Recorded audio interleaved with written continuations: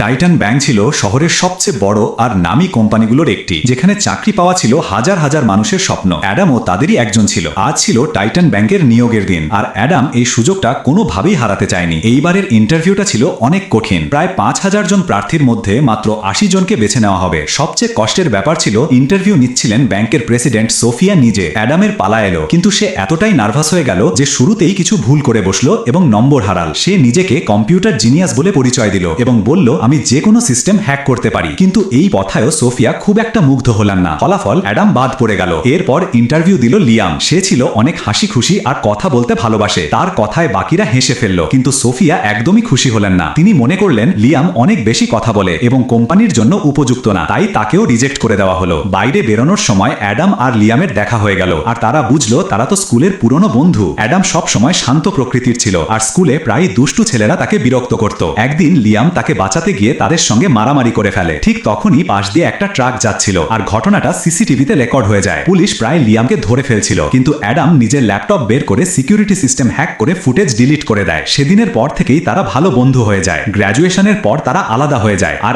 আজ আবার দেখা হলো। কিন্তু দুজনকেই টাইটান ব্যাংক রিজেক্ট করেছে। লিয়াম বলল, আমরা নিজেরাই একটা কোম্পানি খুলবো না কেন? অ্যাডাম সাথে সাথে রাজি হয়ে গেল। তারা বিনিয়োগকারীদের কাছ থেকে টাকা তুলতে চেষ্টা করলো, কিন্তু সবাই না করে দিল, কারণ তাদের কোনো শক্তিশালী বিজনেস আইডিয়া ছিল না। তখন লিয়ামের মাথায় একটা আইডিয়া এলো। সে অ্যাডামকে নিয়ে সোফিয়ার কাছে গেল, যিনি তখন বিলিয়ার্ড খেলছিলেন। লিয়াম বলল, যদি আমি চোখে পট্টি বেঁধে এক শটে টেবিলের সব বল পট করে ফেলি, তাহলে আপনি আমাদের ফান্ড করবেন। সোফিয়া হেসে চ্যালেঞ্জটা মেনে নিলেন। টেবিলে তখন ৫টা বল ছিল। লিয়াম তার টাই খুলে চোখে বেঁধে শট মারল। একটার পর একটা বল পটে ঢুকে গেল, এমনকি শেষ 9 বলটাও পড়ে গেল। সোফিয়া এক ১০০ মিলিয়ন ইয়েনের সুটকেস আনালেন এবং বললেন, আমি টাকা দেব, কিন্তু শর্ত হলো কোম্পানির ৫১% শেয়ার আমার থাকবে। মানে দাঁড়ায় অ্যাডাম আর লিয়াম তার কর্মচারীর মতো হয়ে যাবে। তারা প্রস্তাবটা ফিরিয়ে দিয়ে চলে গেল। কিছুদিন পর তারা জানলো টাইটান ব্যাংক একটা সিকিউরিটি কম্পিটিশন আয়োজন করছে, যেখানে বিশ্বের সেরা হ্যাকাররা অংশ নেবে। লিয়াম বলল, তুমি অংশ নাও অ্যাডাম, যদি যেত বড় বড় কোম্পানিগুলো নিজেরাই আমাদের খুঁজবে। অ্যাডাম প্রথমে দ্বিধায় পড়ল, কিন্তু লিয়াম তার রেজিস্ট্রেশন করে দিল। কোয়ালিফায়ার শুরু হলো। অ্যাডাম একাই খেলছিল। টপ 12-এ যেতে হলে তাকে